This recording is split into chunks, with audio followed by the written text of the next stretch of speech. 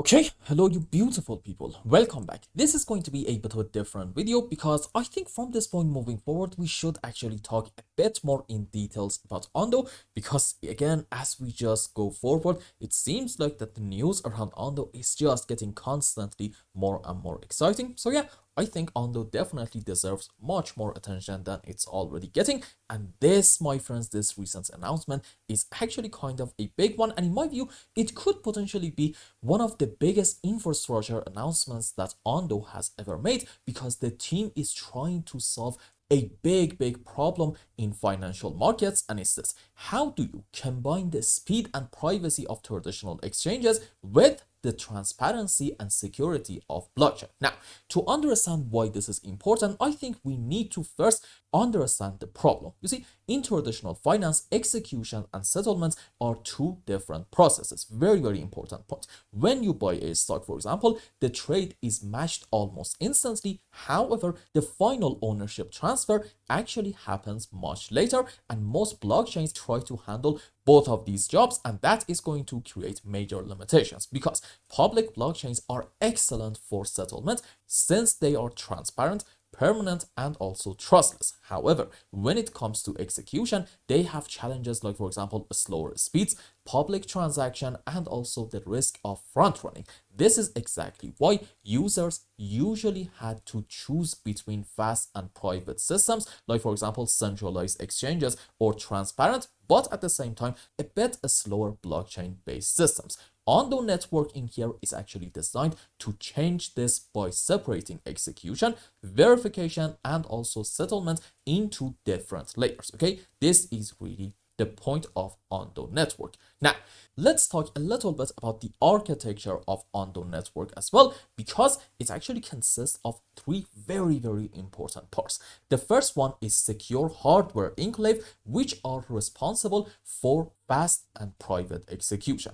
These enclaves act like protected environments where applications can process trades without exposing sensitive information, while also at the same time proving that the correct code is running. The second part is decentralized attestors. Now, the job of these independent operators is to verify that the approved software is being used and help secure the network through a distributed model, meaning what? No single party can control the entire system, which is really good. And the final part is blockchain settlement, where completed transactions are recorded on public blockchains, like for example Ethereum, creating a permanent and very much verifiable record. Now, what makes this announcement, I would argue, especially interesting is that Ondo is moving away from traditional idea of building another layer 1 blockchain, and basically instead of creating a new chain and trying to compete for validators, liquidity, and security, Ondo by Ondo Network is focusing on building a specialized infrastructure for financial markets, and the first application running on this network is Ondo Perps. But here's the thing: I do think that the vision in here actually goes much further. For example, tokenized stocks, structured products, lending markets, and also other financial applications. I do think they could eventually use this infrastructure, which will be absolutely huge. Now, another important point is actually how this could potentially impact institutional adoption, because that's pretty much all we care about in the mid to long term. You see, large financial institutions, they actually need systems that are number one, fast, number two, secure, and number three, auditable. They really cannot trust like a black box trading system. And with Ondo Network, the goal is actually to create a system where institutions can cryptographically verify that the code is running, transactions are handled fairly, and also the rules are being followed. This type of verifiable infrastructure, I do think it actually could become very important as tokenized assets and also AI-driven financial applications continue to grow. And I think this could be also a great move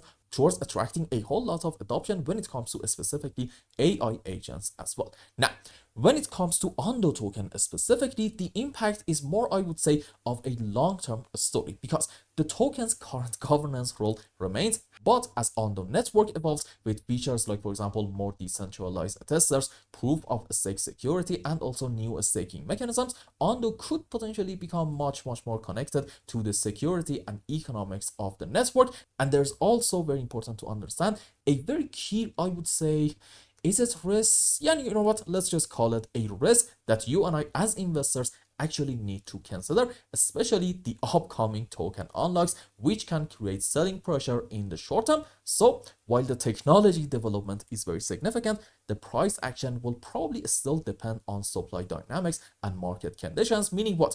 You really cannot expect the effects of these types of news and events to actually show themselves in a very short term, okay? I do think this is actually a huge move in Ondo, probably much bigger than a lot of people right now are considering. But the thing is, the effects of it, no, it's not really going to happen in like very short term. In that area, number one, you are much better off getting help from technical analysis, and in the midterm, you should also again pay attention to what is going on in terms of tokenomics, because if I just go on tokenomics AI, there we go.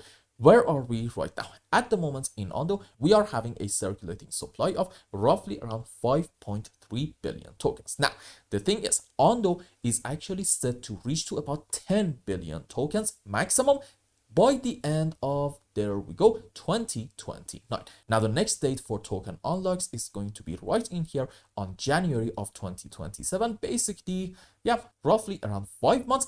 And pay attention, at that point, the circulating supply of Ondo is going to go from 5.3 to about 7.2 billion tokens, meaning what? This isn't really like technically called inflation, but when it comes to circulating supply, you could say, yeah, this is about a 40% increase in circulating supply.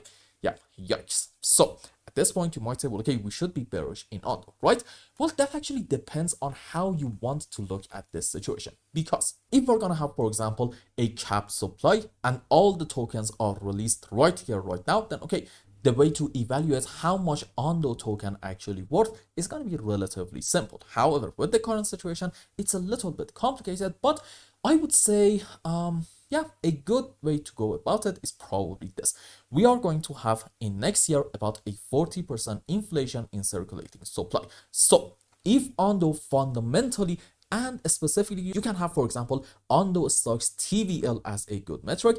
If that TVL is going to grow more than 40-50%, you know what, let's just say this. If it's going to grow more than 100%, that means, yeah, okay, we can actually justify a 40% increase in the next year in circulating supply, no problem at all. But if the TVL is not really going to increase that much, unfortunately, we're going to have a bit of a problem. And the good news is, I think the TVL by the end of this year is probably going to increase, yeah, roughly around maybe 300-400%, meaning what? Yeah, this 40% increase in the circulating supply may not necessarily be that much of a big deal. But again, if you are concerned about this, I fully understand your point of view. Now, with all that said, let's go on the live chart and see what is going on. And I think I may have a bit of a good news for you, because if you remember, the last time that we talked about Ondo, we were specifically around this area, and the idea was that this may be a bit of a 5-wave to the downside, so we could expect a bit of a bounce back, but let's not be surprised if we get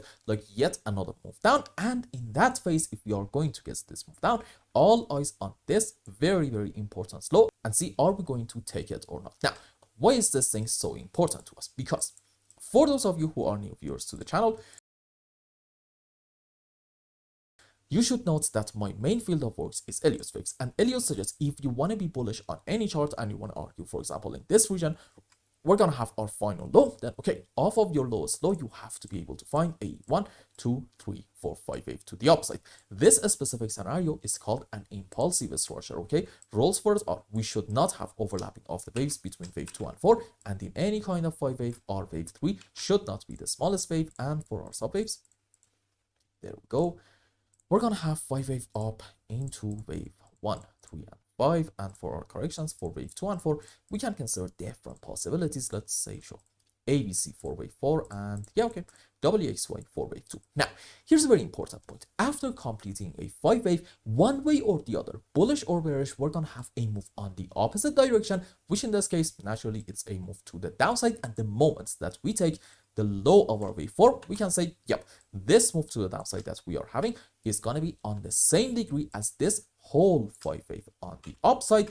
And if we want to be bullish, this thing should have certain characteristics. Chief among them are two. Number one, this has to be a time-consuming phase to the downside relative to this beautiful impulse up. Number two, between our pullbacks up in here, if we have constant overlapping of the waves, it could be a great sign, indication of this being a correction structure. And well, essentially what do you have? 5 up, correction down. Guess what? This is a bit of a bullish setup, suggesting the next move is going to be yet another great one up. Understood? Excellent. Now let's go on the live chart and tell you why in Ondo we are really seeing some optimistic signs. So here's a very important point.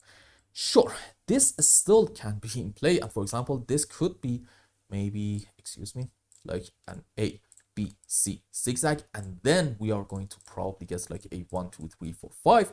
But here's the thing, you see, as long as in Ondo we are not taking this importance low about 33 cents, I think we can actually be optimistic, and we could argue even, you know what, maybe this phase to the downside, it's not really on the same degree as this whole phase to the upside. Now, why is this so important? Because if this phase is not going to be on the same degree as this complete 5 wave, it essentially suggests maybe we are having a 1-2-1-2 setup. And for example, you could say this is 1, this is 2, and then what? Hopefully great move up into wave 3 and 4 and 5, which on a higher degree, it's going to be into this wave 3, and then again correction for 4, another move up into wave 5, and even that one on a higher degree, it's going to be again into this wave 3, correction for 4, and yet another move on the upside into wave 5. You get the idea. So as long as we're not taking the lows in here, I think in Ondo we are allowed to be actually quite optimistic and hope that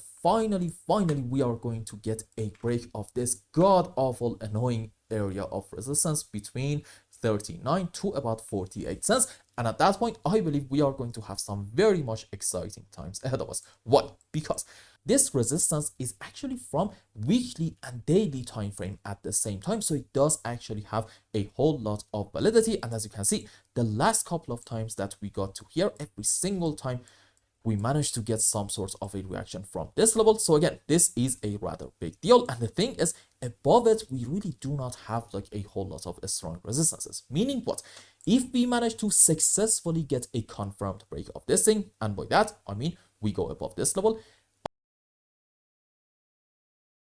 on weekly time frame, have a candle close, and then have a slow and choppy pullback, and then have another move up. The moments that in this phase we take this important high, we can argue the break of this level is confirmed, and maybe from that point moving forward is going to act as a bit of a support. And once again, because above it we don't have a lot of strong resistances, at that point we could argue with a good degree of confidence actually our move up is going to continue for quite some time, and actually possibly at quite a bit of a rapid pace. So in Ondo, I think right now we are actually looking promising. And my final point, I forgot to talk about it. See, let's just delete all the structures in here. There we go. Okay, so what do you have in like very short term? It seems like that we are actually having in here maybe a couple of highs quite close together. So I'm gonna say probably above here we do have some liquidities. So assuming that we want to do something like this, maybe have a move up and then a rejection, then a move up, then a rejection. At that point, maybe this is going to be a bit of a beautiful triangular structure, and the target for it, you need to measure the height of your pattern from here to about this point and put it maybe at your breaking point. There we go. Even in like very short time, although this is giving you a target of roughly around 48 cents, basically a 20% move on the upside from the current one. So if we just hang around in this area a little bit more, at that point, maybe think about this triangular structure with a bit more confidence. But you know what? No worries. When we get something like this, we're going to make new updates and talk about what might be the next likely move. So overall, I think right now in Ondo, we are looking quite optimistic. And as long as we are not proven otherwise, yeah, let's keep it that way. And I hope I explained everything well and you understood what is going on in Ondo. And until the next update, I hope you have a wonderful time. Goodbye.